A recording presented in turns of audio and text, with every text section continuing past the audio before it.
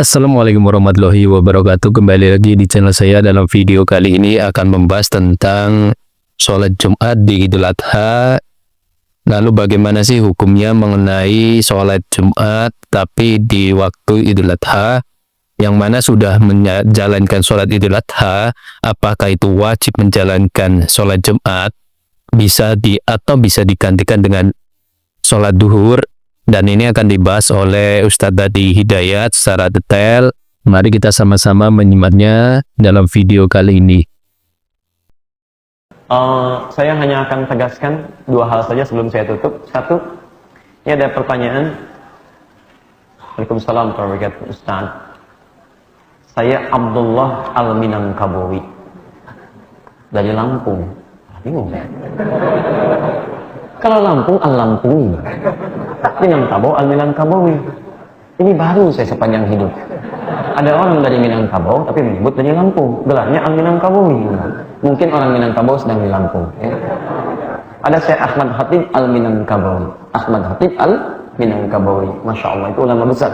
Gurunya, soko guru, mahal guru dari ulama-ulama kita. Ya, Kiai Haji Ahmad Dahlan itu termasuk muridnya. Kiai Haji Hashim bin Asy'ari termasuk murid beliau. Syekh Ahmad Khatib Al-Minangkabawi. Tapi itu betul-betul dari Minangkabau. Yang ini di Lampung. Mau nanya, baik. Apakah benar dan diperbolehkan saat hari Jumat dan bertepatan dengan hari Id, kita tidak perlu sholat Jumat lagi? Karena kita sudah melakukan sholat Idul Fitri atau Idul Adha. Terima kasih. Berikan khair insyaAllah. Hadis seputar ini, itu setidaknya ada 7 hadis. 7 hadis. Ada dari Zaid bin Arqam radhiyallahu ta'ala anhu, ada dari Ibnu Abbas radhiyallahu ta'ala anhuma, ada dari kemudian sahabat yang lainnya, yang Utsman bin Affan radhiyallahu ta'ala anhu, dan sahabat-sahabat yang lainnya. Dari Abu Hurairah radhiyallahu ta'ala anhu. Apa kesimpulannya? Dua kesimpulannya.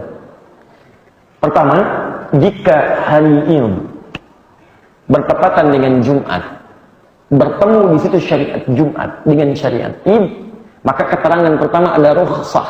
Ingat rukhsah. Untuk bagi kalangan tertentu tidak menunaikan Jumat dan dicukupkan kemudian dengan sholat zuhurnya saja. Awas, bukan gugur kewajiban Jumat, awas. Nggak ada pendapat lo mengatakan gugur Jumat.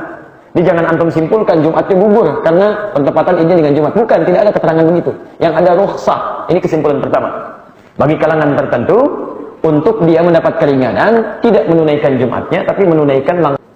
Yang kedua, tetap berlaku hukum Jumat. Jadi tidak gugur seketika atau rukhsahnya tidak berlaku kecuali antum tetap tunaikan Jumatnya. Jadi sholat Id dikerjakan, sholat Jumat dikerjakan. Dua itu ditemukan dalam seluruh rangkaian hadis-hadisnya.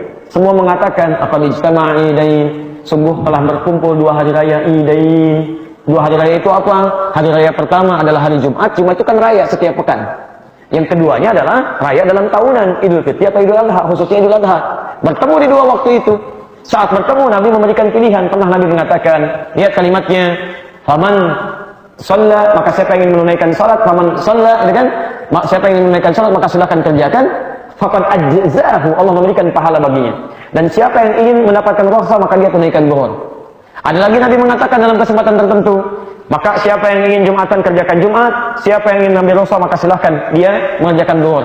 Saya akan menunaikan Jumat. Ada lagi ketika berkumpul kata Nabi laqad ijtama'a idain, sungguh Id telah berkumpul pada keduanya. Saya akan menunaikan Jumatnya. Tunaikan Jumat beliau dan memberikan pilihan pada yang lainnya. Nah, teman-teman sekalian, dari semuanya ini disimpulkan, dilihat, ketika dilihat ternyata situasi Nabi menyampaikan itu dalam 2 situasi berbeda. Situasi pertama, perhatikan kalimatnya, ketika disampaikan keadaan pada saat itu memang agak menyulitkan untuk menunaikan Jumat. Antum jangan bandingkan masa Nabi dengan sekarang.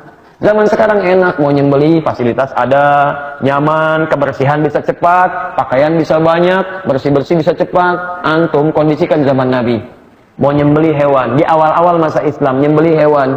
Apakah dalam proses penyembelihan, kemudian dalam proses pemotongan sebelumnya, kemudian dalam proses penyamakan, dalam proses cincang, pemisahan, dan sebagainya. Bukankah itu melekat hal-hal yang melekat pada tubuh kita dari darah, najis, macam-macam dan melekat. Kapan antum bisa mendapatkan air? Apakah sebanyak sekarang? Kalau waktunya semakin mepet dengan Jumatan, bagaimana persiapannya? Dan seterusnya di awal-awal masa Islam, maka pantas rukhsah diberikan seperti orang dalam safar yang tidak menemukan kemudahan dalam menunaikan sholat. Tapi ketika itu sudah semakin mudah, sudah terbiasa, pengalaman semakin ada, maka pilihan-pilihan itu diarahkan pada yang prioritas. Kata Nabi, Jumat lebih prioritas dibandingkan dengan sholat idnya. Maka dari sini timbangan hukumnya bisa kita ambil. Satu, tidak ada satupun sekarang yang memfatwakan bahwa ketika id itu datang di hari Jumat, Jumatnya gugur. Itu tidak ada fatwa itu dari para ulama. Yang ada adalah pilihan cuma dua. Kalau kondisinya menjadikan Anda bisa menerima rukhsah, maka hukum berlaku di situ.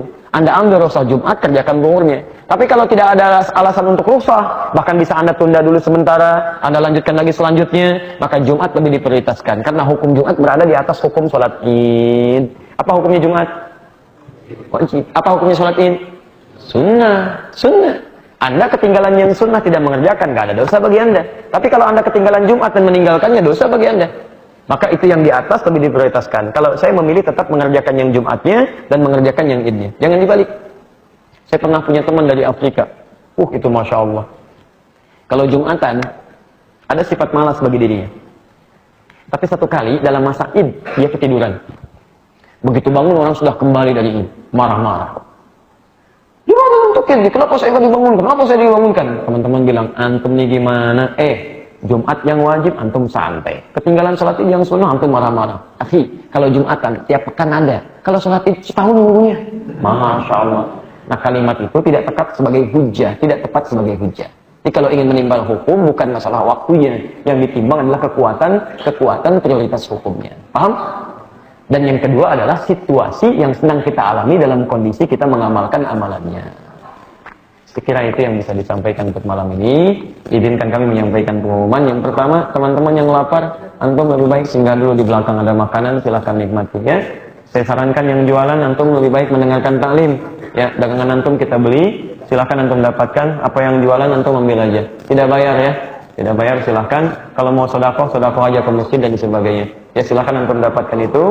Jadi mudah-mudahan dapat kebaikan di malam ini. Kedua, buku yang belum dapat coba nanti dikoordinasikan. Mudah-mudahan staf kami bisa memberikan yang terbaik untuk fasilitas itu.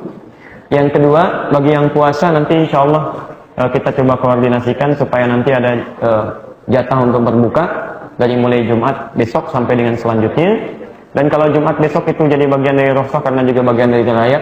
Kalau ingin ngambil puasa ada sunnah dari 9 hari. Kalau tidak mungkin itu juga baik untuk dikerjakan, nggak ada masalah. Kemudian untuk Kamis depan kita tidak ada sesi untuk ta'lim, tapi kita punya sesi untuk bertemu. Kita undang untuk buka bersama, sekaligus juga kita bertakbir sama-sama, kita bahagia sama-sama. Yang punya pakaian silakan bawa pakaian, yang punya parfum silakan bawa parfum, yang punya macam-macam kita tebarkan kebahagiaan di hari itu. Kita tunjukkan dari PTM, PJS untuk dunia. Ya, kita inspirasi bagaimana nilai-nilai kebaikan bisa kita tumbuhkan. Kita ucapkan syukur pada Allah, terima kasih teman-teman sekalian, pemirsa Akhir TV. Dan apa yang Anda donasikan juga insya Allah kita akan gunakan pada kebaikan-kebaikan. Selain untuk broadcasting juga insya Allah untuk jariah antum semua. Dan mudah-mudahan ada pahala mengalir dari apa yang antum titipkan insya Allah. Besok kami akan ke Sumatera Barat. Dari Solok, Padang, Bukit Tinggi, Payakumbuh dan sekitarnya. Dan kami mohon maaf setelah ini kami mesti siap-siap karena kita akan berangkat sebelum subuh. Dan nanti yang dari Sumatera kita insya Allah bergabung live juga dari sana, bisa disimak dari Akhir TV insya Allah. Teman-teman, jika ada yang perlu dibantu, saya sebaik mungkin saya akan maksimalkan. Dan dengan itu saya berharap Anda bisa berubah menjadi lebih dekat dengan Allah Subhanahu wa taala. Jadi kalau dengan apa yang saya berikan dan saya belum mampu mendekatkan Anda dengan Allah, tolong sampaikan pada saya. Mesti saya melakukan apa lagi supaya antum bisa lebih dekat dengan Allah Subhanahu wa taala. Karena itu saya mohon, waktu kita terbatas. Kita tidak tahu kapan kita berpulang kepada Allah. Karena itu perbaiki diri kita, pulanglah ke rumah, tata keluarga lebih baik dan semoga Allah ridhai kita semua. Saya mohon maaf kalau selama ini tentunya banyak kesalahan yang saya pernah lakukan. Saya berusaha semaksimal mungkin untuk memperbaiki itu semua. Kalau ada yang kurang baik, antum bisa sampaikan dalam masa-masa ini supaya saya bisa tangisi dan mudah-mudahan dengan itu Allah turunkan maghfirah untuk kita semua. Subhanakallahumma bihamdika asyhadu an la ilaha illa anta astaghfiruka wa atubu ilaik. Wa akhiru da'wana alhamdulillahirabbil alamin. Allahu minkum. Assalamualaikum warahmatullahi wabarakatuh. Itu adalah penjelasan mengenai sholat Jumat di Idul Adha yang dijelaskan oleh Ustaz Adi Hidayat. Semoga kita bisa mengambil kesimpulannya dan semoga video kali ini bisa bermanfaat kalian. Assalamualaikum warahmatullahi wabarakatuh.